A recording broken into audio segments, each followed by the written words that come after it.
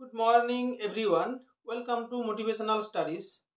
বন্ধুরা, এই মুহূর্তে সবথেকে বড় খবর, ডাব্লিউবিসিএস 2024 সালের নোটিফিকেশান আসতে চলেছে, ফুল নোটিফিকেশান।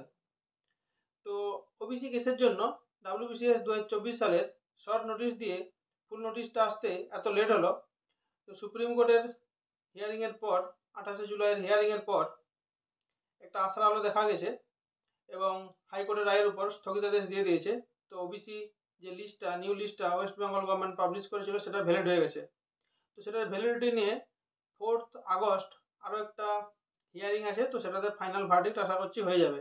তো তার জন্য একটা যে খবর পাওয়া যাচ্ছে, একটা বিশ্বস্ত সোর্স থেকেই খবরটা পাওয়া গেছে যে ডাব্লিউবিসিএস 2024 সালের ফুল নোটিফিকেশান আগস্টের শেষের দিকে বা সেপ্টেম্বরের প্রথম দিকে আসতে চলেছে। বন্ধুরা, এই মুহূর্তের আরও একটি বড় খবর, প্রাইমারি টেটের 2023-এর যে রেজাল্ট প্রকাশিত হতে চলেছে, সেটাও আগস্টের শেষের দিকে বা সেপ্টেম্বরের শুরুর দিকে। তারপরে তো ইন্টারভিউ হবে, আপনারা জানেন। ক্লার্কশিপের যে প্রিলিমিনারি রেজাল্টটা 2023 সালের, সেটা পুজোর আগে আসবে না। এটা তো আমি আগে ভিডিও করে দিয়েছি, আপনারা আমার চ্যানেলে গিয়ে ভিডিওটা দেখে নিন। পুজোর পরে ক্লার্কশিপের প্রিলিমিনারি রেজাল্টটা প্রকাশিত হবে। আর মিসলেনিয়াসের মেনের এক্সাম 31শে আগস্টে সংগঠিত হচ্ছে ইউপিএসসির পরীক্ষার জন্য। তার উপরে কোনো প্রভাব পড়বে না, সেটা আমি আগেই দিয়ে দিয়েছি। আপনারা আমার চ্যানেলে গিয়ে ভিডিওটি দেখে নিন। এছাড়া যে ইন্ডিয়ান রেলওয়ের যে গ্রুপ ডির পরীক্ষা আটকে আছে কেসের জন্য, দিল্লি হাইকোর্টে কেস হয়ে গেছিল। প্রথমে তো হয়েছিল সেন্ট্রাল অ্যাডমিনিস্ট্রেটিভ ট্রাইব্যুনালে, ক্যাটে কেসটা ছিল, সেটাকে দিল্লি হাইকোর্টে ট্রান্সফার করা হয়েছিল। দিল্লি হাইকোর্ট 28শে জুলাই সেটাকে আবার ক্যাটে পাঠিয়ে দিয়েছে যে 1 মাসের মধ্যে, এবং বলে দিয়েছে যে 1 মাসের মধ্যে ফাইনাল হিয়ারিং দিতে, ফাইনাল একটা জাজমেন্ট দিতে। আর তো 1 মাস বলতে 28শে জুলাই থেকে 28শে আগস্ট হচ্ছে। 28শে আগস্টের মধ্যে আশা করা যাচ্ছে কিছু একটা জাজমেন্ট আসবে। আর ক্যাটের যে ট্রাইব্যুনালের, সেন্ট্রাল অ্যাডমিনিস্ট্রেটিভ ট্রাইব্যুনালের যে রায়টা বেরোয়, সেই রায়টা হাইকোর্ট, সুপ্রিম কোর্ট মোটামুটি আর চেঞ্জ করে না সাধারণত। এটা একটা খুবই বিশ্বস্ত সংস্থান।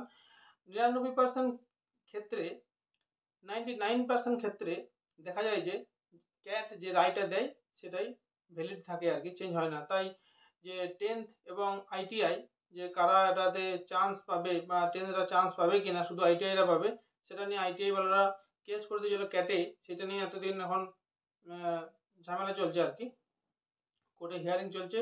তো এটার ফাইনাল ভার্ডিক্ট এলে এটার ডেট প্রকাশিত হবে, এক্সাম ডেট প্রকাশিত হবে। তার আগে কিন্তু এক্সাম হচ্ছে না। তো এক্সাম মোটামুটি এখন যা দেখা যাচ্ছে সেপ্টেম্বর অক্টোবর করে হতে পারে। তো আপনারা আপডেটের জন্য চ্যানেলটা দেখতে থাকুন, ফলো করতে থাকুন।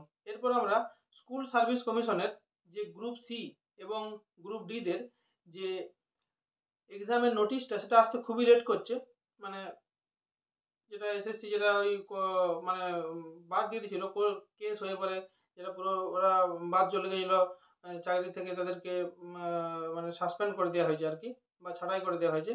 তাদের আবার নতুন করে যে এক্সাম হবে, সেই নোটিশটা আসছে না।